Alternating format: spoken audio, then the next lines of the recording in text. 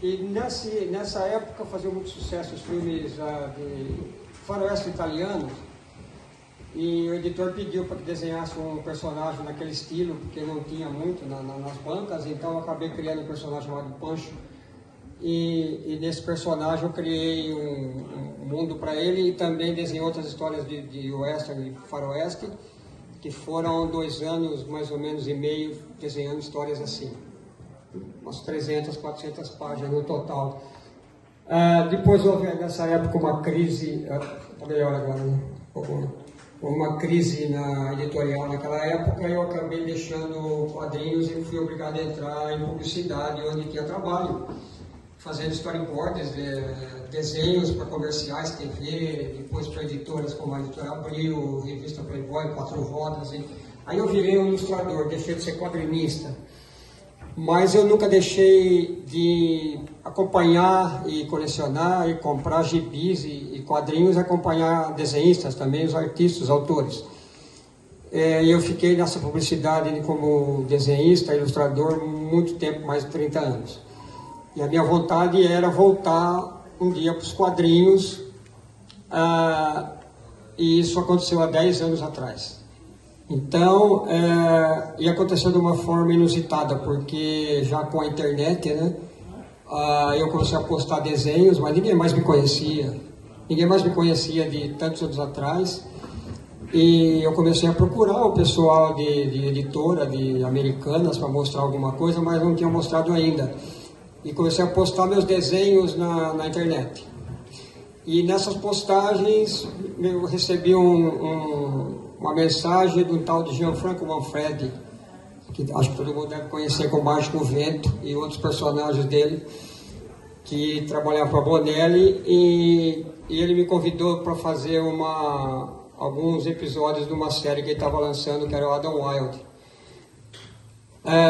Na época, como eu estava fora de quadrinhos, eu tinha Mágico Vento comigo, mas na época eu até achei que era alguém brincando, e eu fui conferir para ver se era ele mesmo.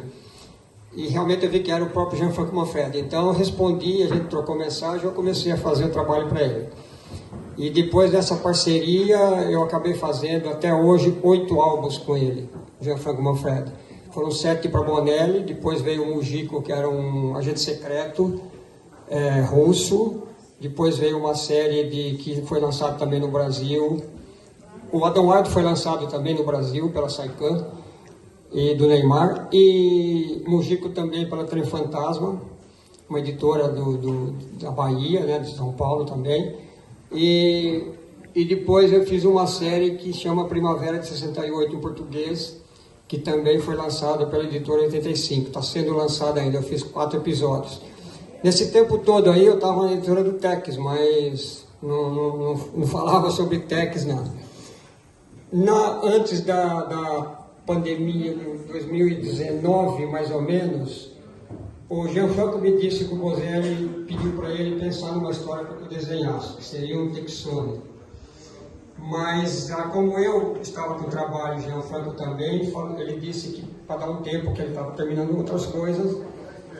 E nesse tempo aí de espera, mais um pouco, chegou a pandemia e tudo parou, então o Texone também parou, a ideia, a conversa parou ali.